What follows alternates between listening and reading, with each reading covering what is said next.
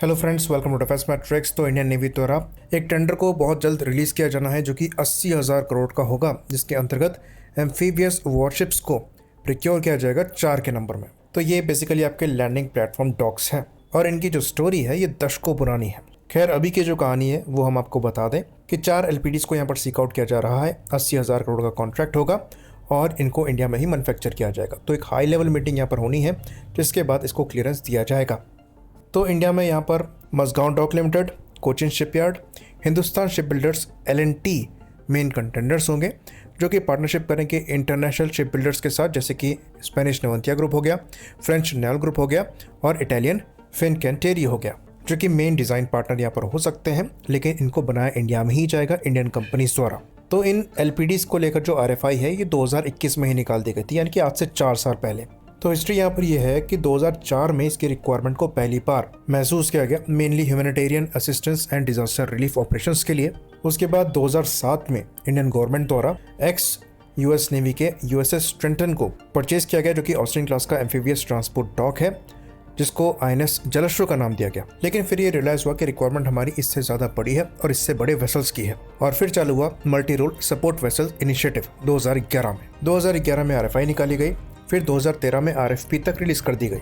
तो उस समय ये प्रोग्राम होने वाला था $2.65 बिलियन का, और पार्टिसिपेंट्स यहाँ पर थे L&T ship building, ABG shipyards और Reliance defence and engineering limited, साथ में गवर्नमेंट की साइड से हिंदुस्तान शिपयार्ड लिमिटेड। तो मल्टीपल इश्यूज की वजह से जो डिफरेंट पार्टिसिपेंट्स थे वो पीछे हटते चले गए और लास्ट में खाली L&T शिप बिल्डिंग ही रह गई। तो L&T ने पार्टनरशिप करी थी नवंतिया ग्रुप के साथ, जो कि जुआन कार्लोस क्लास के एम्फीबियस असॉल्ट वेसल्स को बनाती है। वहीं पर Reliance defence and engineering limited ने पार्टनरशिप किया था फ्रेंच कंपनी नेवल ग्रुप के साथ, जिनके द्वारा मिस्त्राल क्लास के एम्फीबियस असॉल्ट वेसल्स बनाए जाते हैं। तो 2017 में DAC ने अप्रूवल भी दे दी ऐसे 4 वेसल्स को प्रिक्योर करने की, जहां पर जो ओरिजिनल प्लान था उसके अंतर्गत जो भी विनर होता वो खाली 2 ही ऐसे एम्फीबियस असॉल्ट वेसल्स बनाता, बाकी 2 HSL द्वारा बनाए जाने थे। तो 2017 में क्लियरेंस पाने के बावजूद 2020 तक कुछ हुआ ही नहीं। लास्ट में 2019 में इंडियन नेवी थकार कर MOD के पास गई और उन्होंने बोला कि आप टेंडर को क्लोज ही कर दीजिए, जो कि उस समय $3 बिलियन का हुआ करता था।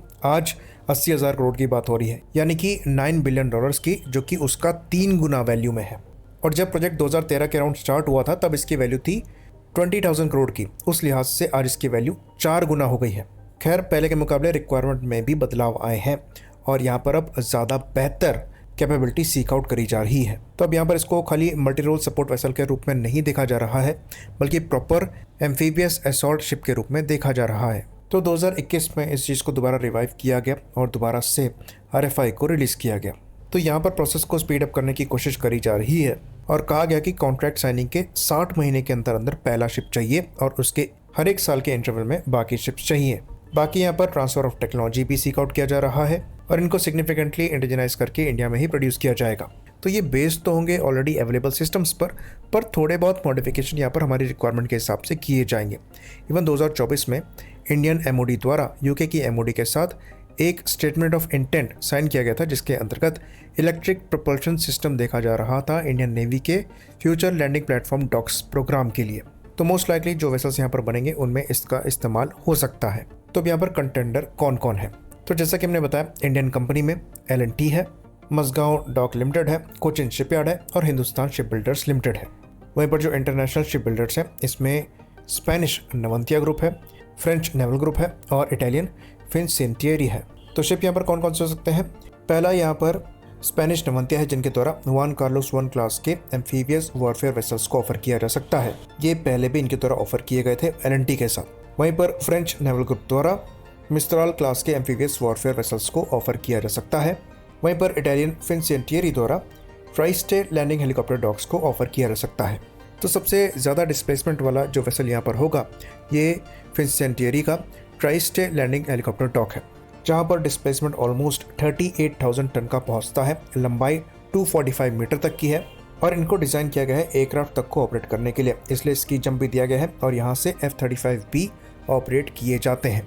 तो इन तीनों में ये सबसे लेटेस्ट और एडवांस शिप है। फिर इसके बाद आता है स्पेनिश नवंतिया ग्रुप का जुआन कार्लोस 1।